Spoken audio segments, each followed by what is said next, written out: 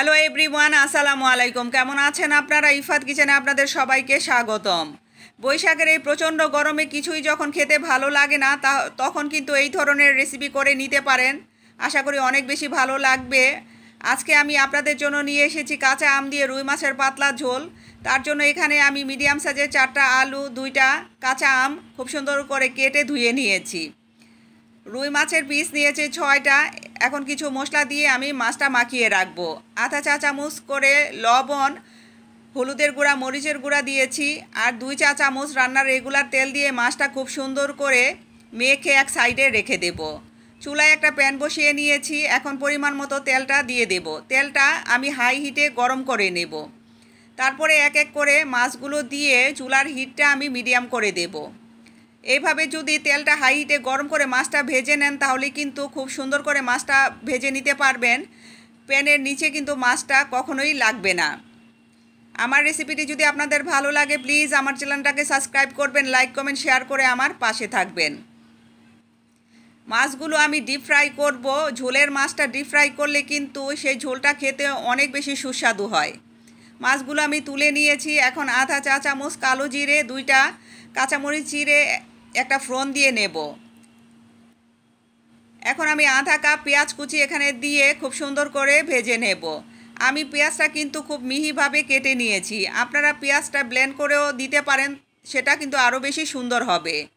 Brown colour করে আমি পেঁয়াজটা ভেজেছি যাতে ঝোলের মধ্যে খুব সহজে পেঁয়াজটা মিশে যায়। আলুগুলো একই তেলে আমি দিয়ে 2-3 মিনিট আলুগুলো ভেজে নেব। আলুটা যদি ভেজে দেন ঝোলটার ভিতরে তাহলে কিন্তু ঝোলটা আরও বেশি মজাদার হবে। এখন আমি কিছু মশলা এখানে অ্যাড করব।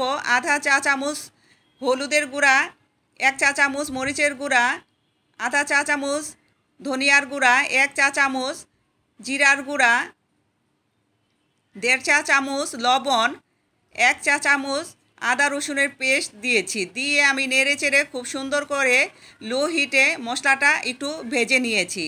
এইভাবে যদি মশলাটা একটু ভেজে নেন তাহলে কিন্তু ঝোলের কালারটা খুবই সুন্দর আসবে। সামান্য পানি দিয়ে আবারও আমি মশলাটা একটু কষিয়ে নিচ্ছি।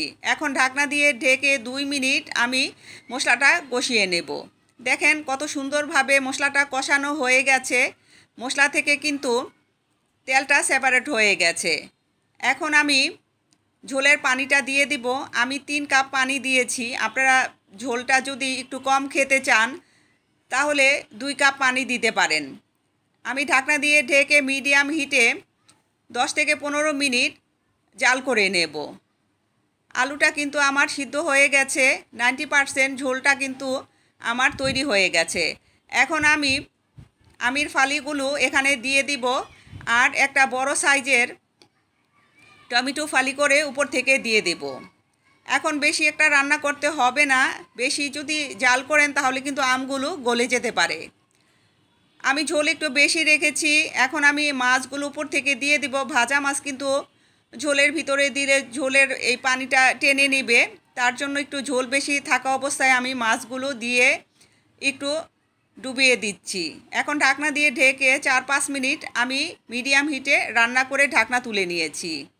এখানে আমি ফ্রেশ দেখে কিছুটা ধনিয়া পাতা উপর থেকে ছড়িয়ে দিয়েছি আর একটু নাড়িয়ে দিয়েছি। এখন ঢাকনাটা 1 মিনিট রান্না করে তুলে নিয়েছি। 10 মিনিট পরে আপনাদের দেখাচ্ছি। দেখেন মাশাআল্লাহ কতটা লোভনীয় হয়েছে।